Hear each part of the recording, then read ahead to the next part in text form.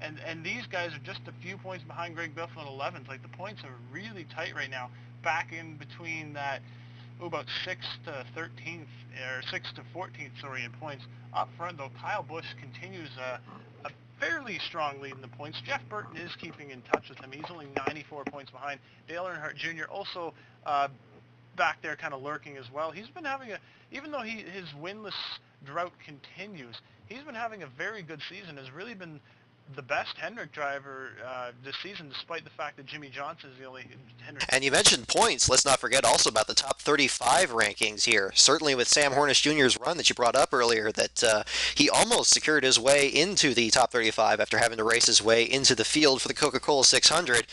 He ended up just 3 points shy of bumping Michael Waltrip out of the top 35, so he will have to qualify on speed again, but coming up next week at the Dover International Speedway for the Best Buy 400. And we will actually continue this discussion over in part two. Welcome back, ladies and gentlemen, to part two of Up to Speed with Brock and Steve.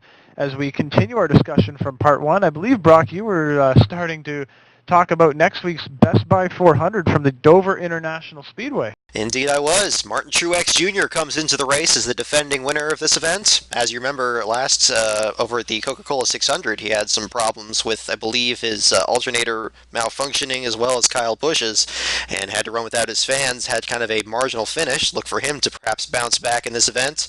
And, the Dover Raceway has several good finishes over the years. As we remember, Kyle Petty won his most recent race there. And, the summer season will soon start for the Sprint Cup Series, and 4 completely different tracks coming up this month. It'll be interesting to see how the drivers tackle them all. A bunch of very different tracks coming up, and as you mentioned, Kyle Petty got his last win at Dover, but way back in 1995, and Kenny Schrader also got his last career Cup win at Dover in this June race, way back in 1991. Seems like an eternity ago. But this race has always brought some exciting racing. Of course, remember a few years ago when Mark Martin won this race, a huge wreck.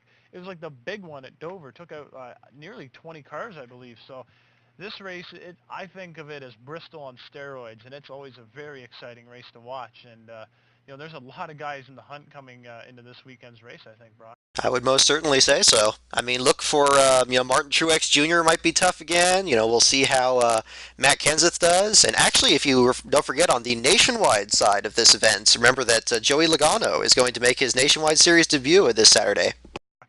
There's a lot of hype around this kid. This kid has just been tearing up ARCA like crazy, and I can't wait to see him when I go to the ARCA race at Cayuga at the end of June. But definitely this is a pretty hyped up first Busch Series race. I can't remember the last time I've seen so many guys talk about, this guy's making his first Busch start, but it's going to be a pretty big deal on Saturday. And not to mention the Truck Series is also at Dover this weekend for the trip. It's pretty much a triple header. Indeed. I mean, everybody's just gonna, put your, just sit in front of the TV and you'll be good for the next 3 days, because it's another solid weekend of racing. Nice thing to keep up the high, so to speak, after the Memorial Day weekend with all the races that we discussed earlier. And it's really interesting. I mean, I'm not entirely sure how different, if at all, this race is going to be from last year, considering that this was one, of course, of the many races in which the car tomorrow did race last year. But now that teams do know more about their cars, and the Hendrick dominance isn't really a factor, although it certainly wasn't last June, and then in the September race, I believe Carl Edwards won as well. Are we going to see the same kind of race that the Hendrick guys come back in, or is the Hendrick drought going to continue, with the exception of Jimmy Johnson at Phoenix, of course? Well, it's always difficult to say when you come to Dover, but really, recently Dover really hasn't been that much of a Hendrick track. Of course, last year, as you said, Carl Edwards and Martin Truex Jr. won. I think it's more of a Roush track than anything. Roush seems to pick up a lot of wins there. I remember Greg Biffle has a couple wins there. Mark Martin has always seemed to do well there. As you said, Carl Edwards won there last fall. I think a Roush driver, I think Carl Edwards could be definitely the favorite coming into this weekend. But if I had to make my pick for this weekend, there's a guy who's got a lot of momentum coming out of Lowe's, and that's Casey Kane. He won the All-Star race. He won the Coke 600, even though he kind of backed into the win in the Coke 600 with Tony Stewart falling out late. He did have a good run going all night long and led a lot of laps. I think I'm going to go out on a limb here maybe and pick Casey Kane as my winner from the Dover for this week's Dover race, the Best Buy 400. Remember, back in 2004 as a rookie, he had the race won before he crashed with a few laps to go.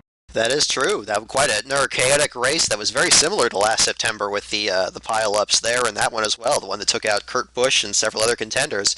I'd say Casey Kane would actually be a good pick to make. I mean, certainly at bare minimum a dark horse, but it's really hard to consider him that now after winning the All-Star race and the 600, the first person to do so since 2003.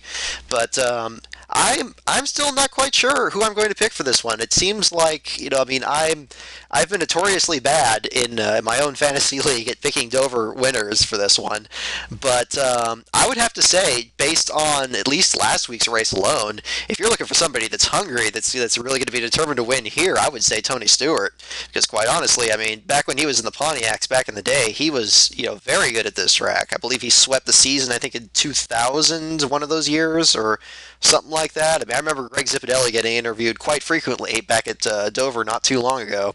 So if I would have to pick one, yeah, I'd say for Stewart to keep going. After all, he did have a good run at Bristol before he got taken out by Kevin Harvick in the late stages.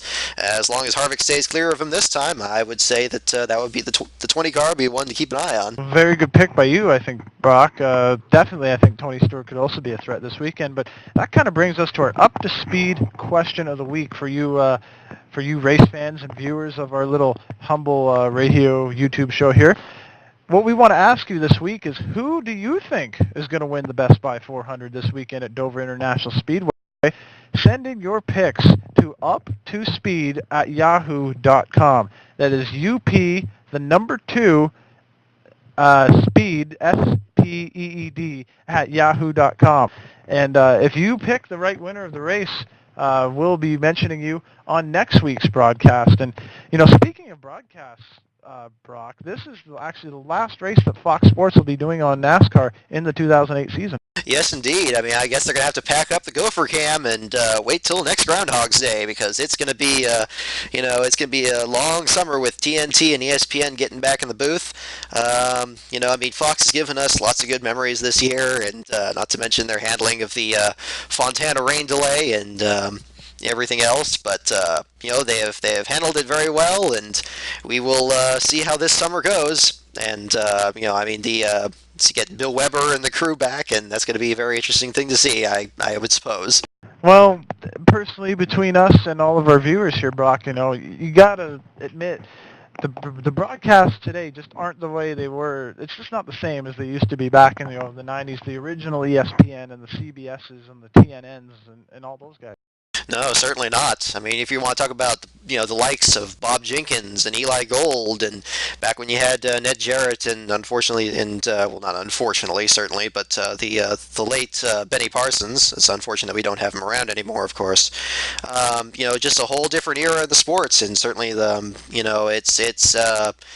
change is inevitable in this sport, as they always often bring up, and it's evolved so completely over the years that it's almost unrecognizable in some ways, but, all you can hope is that they will find inspiration in these past races and perhaps bring it into the new technology. Everything is old is new again. Well, you hate to bash the new guys, but I have to say, I just can't enjoy a TNT broadcast with Bill Weber, Wally Dallenbach, and Kyle Petty as much as I enjoyed the ESPN broadcasts of Bob Jenkins, Ned Jarrett, and Benny Parsons, or a TNN broadcast of Eli Gold and Buddy Baker and Dick Bergeron. Yeah, I mean, it is an altogether different reality, I would definitely have to say. But anyway, for our listeners out there, if you care to comment on our own broadcasting here and see how our program is going, if you have any suggestions here, this is our debut program, as we brought up in the introduction here. We will hope that this will become one of your regular stops after the checkered flag falls for the Sprint Cup Series, and we'd like to hear from you guys. As Steve also mentioned, we're at up2speed at yahoo.com, and until next week, I'm Brock Beard. And I'm Steve McLean. And we've just brought you up to speed. Let's see how the next week's qualifying lap goes. Bye, guys.